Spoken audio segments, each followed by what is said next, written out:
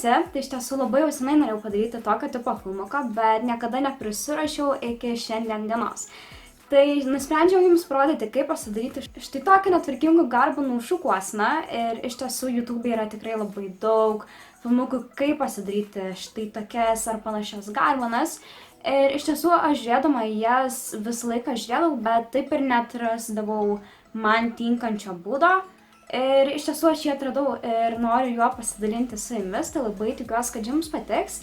Ir kviečiu žiūrėti toliau. Ko reikės, norint pasidaryti tas garbanėlės. Reikės kažkokių garbanavimo žnyplių, aš naudosiu štai tokias. Be abejonės galima ir su tiesintuvu, bet man asmeniškai su tiesintuvu nelabai išeina, dėl to aš naudoju štai tokias žnyplės. Pat reikės gumyčių, po to reikės nuo karščio apsaugančio purškalo, aš naudoju iš Sajos štai šį.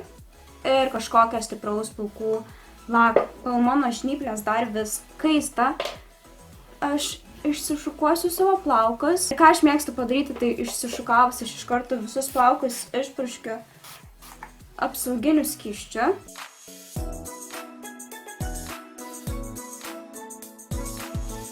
Ir aš nežinau, ar čia visi tie skysčiai taip daro, bet būtent šis, kai tu su juo išsipurški plaukus, jie tokie truputėlį lyg aplipę būna, dėl to dar kartelį aš iššukuoju savo plaukus. Ir dar nepaminėjau, kad dažniausiai jeigu aš jau žinau, kad aš garbanuosiu savo plaukus, iš tiesų tai būna labai retai, bet jeigu žinau, kad aš naudosiu karštas žnyples, aš dažniausiai leidžiu jiems natūraliai išdžiūti, nes nemėgstu naudoti daug karščio savo plaukams. Tikriausiai visiems, kas turi trumpus plaukus, išsiraito į išorę, kas man labai nepatinka. Dėl to kartais, jeigu turiu laiko, ar tiesiog jeigu nori, kad man greičiau plaukai išdžiūtų, aš naudoju feną. Bet kaip ir sakiau, jeigu žinau, kad naudosiu žnyples, tai dažniausiai leidžiu natūraliai jiems išdžiūti. Nes ar liukai bus kažkaip išsiraitę ar ne, šiai šukuosenai yra visiškai nesvarbu. Ką aš mėgstu daryti, tai skirstyti savo plaukus, nes tiesiog būna žymiai patogiau su jais dirbti.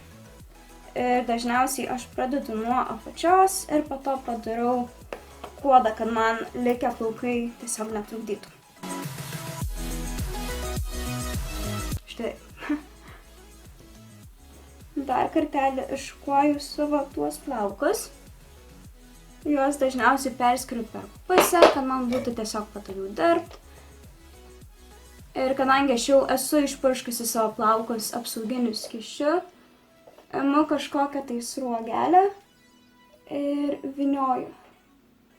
Ir palaikau maždaug 10-15 sekundžių.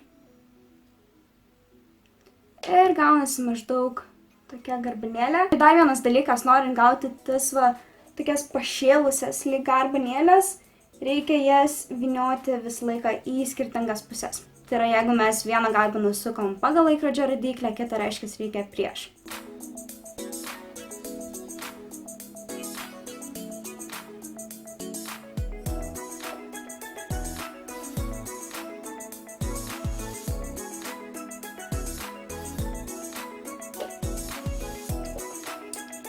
Ir kai baigiu štai tą liniją, kur plaukus aš pasidariau, aš visą laiką apipurškiu juos plaukų laku. Ir vienas dalykas, ką aš darau, ką dažniausiai, kai žiūriu YouTube'ės filmukus, merginos iš tiesų gan retai daro, bet tai yra būdas, kuris man asmeniškai veikia. Visą šitus sugarbanotus plaukus paimu ir susuku į tokį netvarkingą kuoduką. Tai realiai, ką aš padariau, tai aš tiesiog tuos sugarbanotus plaukus paimu ir susuku į tokį netvarkingą kuoduką. Būtent tai man padeda įgauti tų netvarkingų garbanų vaizdą. Realiai tai yra viskas, ką aš darau. Sluoksniuoju plaukus, sugarbanuoju, apipurškiu plaukų laku ir susuku į kuoduką. Ir būtent tai mes vėl darysime. Dabar kalbant apie sruogų apimtį, tai aš asmeniškai neimu storų sruogų vien tik dėl to, kad man jos visiškai nesilaiko. Man jos žymiai greičiau išsileidžia negu tokios plonesnės. Ir iš tiesų, kas man patinka šitoj šukuosenai, kad garbanas visiškai neturi būti tvarkingos. Tu gali kaip moki, taip ir garbanuot ir vis tiek bus gerai, nes realiai po kažkurio laiko net nesimato, kurios garbanos labiau išėjusios, o kurios ne.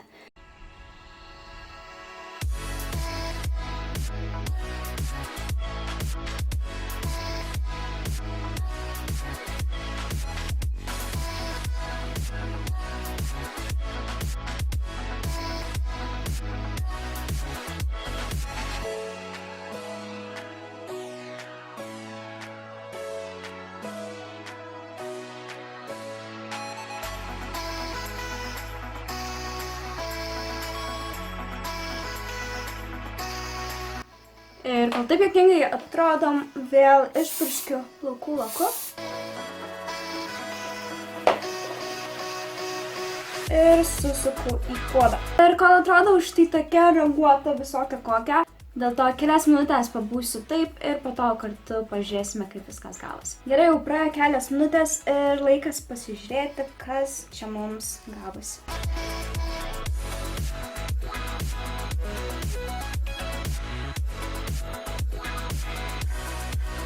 Taigi pirmas vaizdas atrodo štai taip. Ir ką dažniausiai dabar darau, tai vėl imu lako, jo purškiu ir savo garbanas bandau visai kaip glamžyti, jeigu galiu taip apibūdinti. Ir po to gaunasi toks netvarkingų garbanų efektas.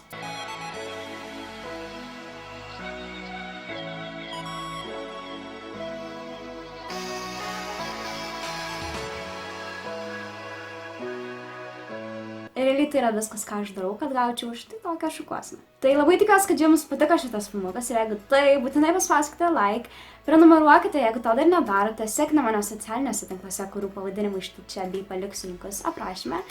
Ir susitiksime kitose video. Iki!